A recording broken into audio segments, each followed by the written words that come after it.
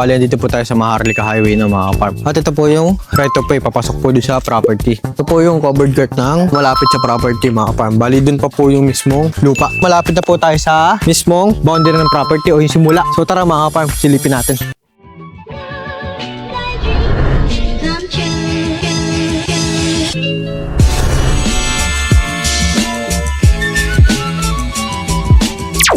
So yun ang mga panibagong araw, panibagong property naman po ang ating bibisitahin ngayon. Bali, andito po tayo sa bayan po na San Narciso na mga ka-farm.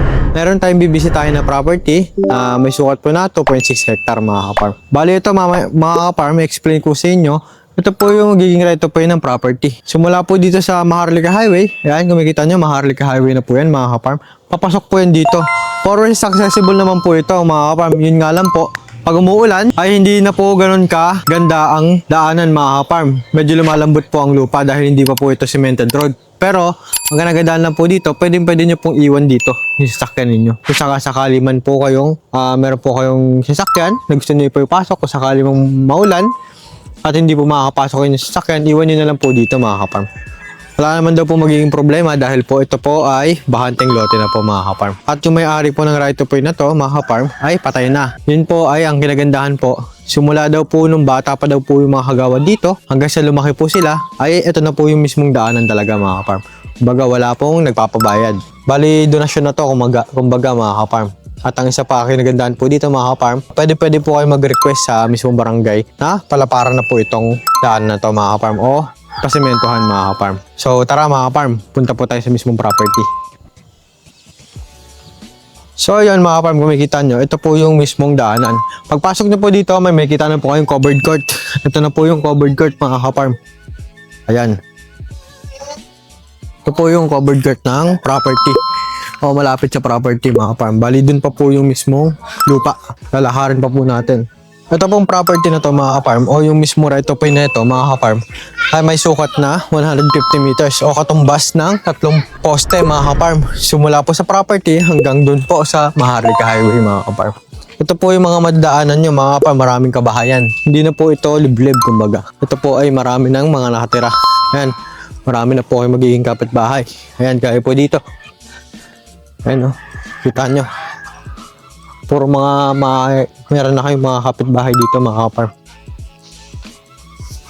So itong property na to mga ka-farm, ang kinagandaan lang nito, from town proper mga ka-farm, meron lang po itong 6 kilometers.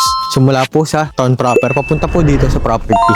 At ang kainaman din naman po dito, gaya nga po na sinabi ko sa inyo, hindi po siya ganun ka-hassle dahil 150 meters lang po ang layo po nito sa Maharlika Highway.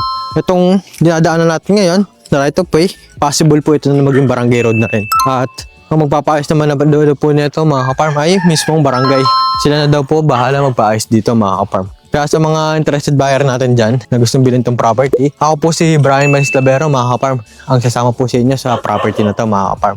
Pag-usapan na natin to dito pa lang mga ka-farm, ang source of water. Bali, ang source of water po na itong property na to mga ka-farm ay deep well. Dito po yung mismong property mga ka-farm. Pero ito, makikita nyo to mga ka-farm. Ito naman po ay sapa.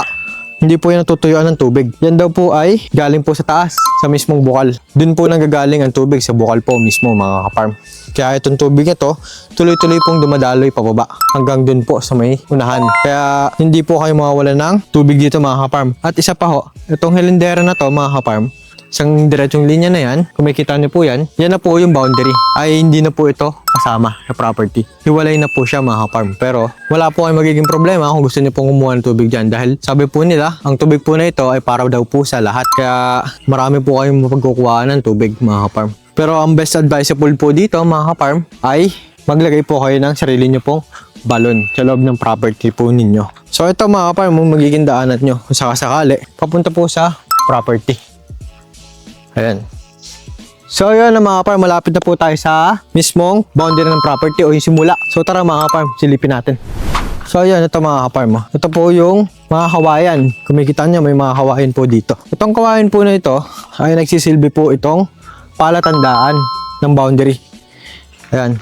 Ito po yung palatandaan ng boundary. Itong kawayan na to. Packet daw po yan doon. Packet. Ang hugis po nito, kung inyong titignan, ay pa-letter L mga ka-farm. Mamaya po, papakita po natin sa inyo ang magiging hugis nitong property na to mga ka-farm. At kung ano po ang itsura ng loob ng property. So tara mga ka-farm, samahan nyo ako. So yun na mga ka-farm, mapag-usapan natin yung mismong frontage po nitong property na to mga ka-farm. Simula po sa kawayan na yon ay meron po kayong frontage na 100 meters po. Ito po mga ka-farm yung daanan. Sa ngayon po, ganito po talaga ang daanan niya dahil po wala pa pong nag-aasikaso talaga nito. O wala pa pong nagre-request. Pero sa mga makakahabulin na itong property na to, ay pwede daw po kayo mag-request na mga ka-farm na mapaayos na po itong daanan na to. Dahil marami rin naman po talaga nadaan dito mga ka-farm. So ito mga ka-farm, ayun na po yung itsura ng property. Ayun na po yung packet mga ka-farm. Hindi lang po siya ganun kataasan o ganun katarik para akitin mga ka-farm. Pero ito po ay masasabi ko po sa inyo na semi-upland mga ka-farm. Kung titignan nyo po, ay kayang-kaya pa po itong akitin. Hindi po siya ganun katarik mga ka-farm. Mukha lang po siyang mataas mga ka-farm na. Ayan o mga ka-farm, kung makikita nyo. Meron pa po silang pinagsusunugan po ng mga bao ng niyog mga ka-farm. Yan. Ito po yung puno ng mangga. Na, kung makikita nyo mga ka-farm.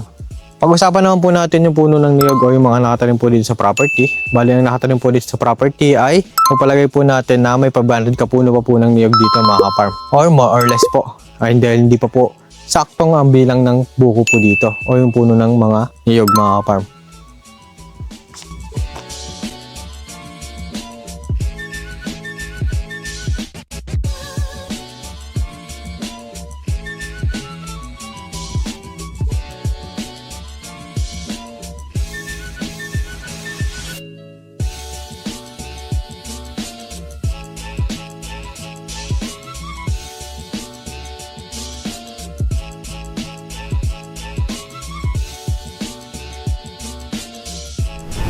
So yun mga ka-farm, bali ito yung mismong boundary ng property. Itong niyog na to, makikita nyo. Meron na pong nakaukit na X.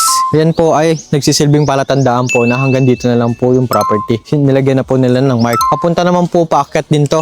Bali ito, makikita nyo, packet po yan. Yung katumbok po ng puno ng niyog niyan, padiretso po yun pataas mga ka-farm. Bali meron pong daanan dito na packet po. Hindi po siya ganun katarik, bali ginawa po nilang pa-slant yung magiging daanan po dito, packet po dito sa property. Ideal pong pagtayuan po ng bahay po yung taas dahil mayroon pa po siyang portion po ng flatland mga ka-farm sa ibabaw. Tara mga ka-farm, silipin natin. So yun na mga ka-farm, ito po yung inakita natin na to.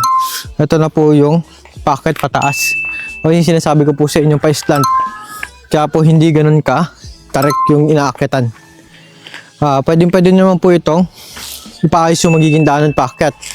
Nasa sa inyo naman po yan mga ka-farm kung gusto nyo pong pasemento to. Papalagyan ng hagdanan. So ayan mga ka-farm. Kung makikita nyo, may kababaan pa po yung mga puno ng niyog dito mga ka-farm. So ayan mga ka-farm, bali dito po tayo sa Maharlika Highway na mga ka-farm. At ito po yung right of way papasok po dito sa property na sinasabi ko po sa inyo kanina. Bali yung pag-usapan naman natin ngayon yung titulo na itong property na ito mga ka-farm.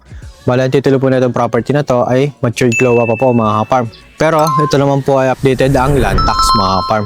At meron na rin po itong lot plan mga ka-farm. Napasukatan na rin daw po nila ito mga ka-farm. Kaya sa mga interested buyer natin na gustong bumili ng property, ay tumawag lang po sa number na makikita nyo po sa inyong screen. And sa WhatsApp and Viber po para sa mga karagdagang impormasyon na gusto nyo pong malaman patungkol sa property na ito. At isa pa, mga ka-farm, pwede po kayo magpa-set po ng o magpa-schedule po ng ocular visit mga ka-farm para po makita nyo po yung property na ito mga ka-farm. Yun lamang po ng mga ka-farm, isang mapaalang araw sa ating lahat. God bless po.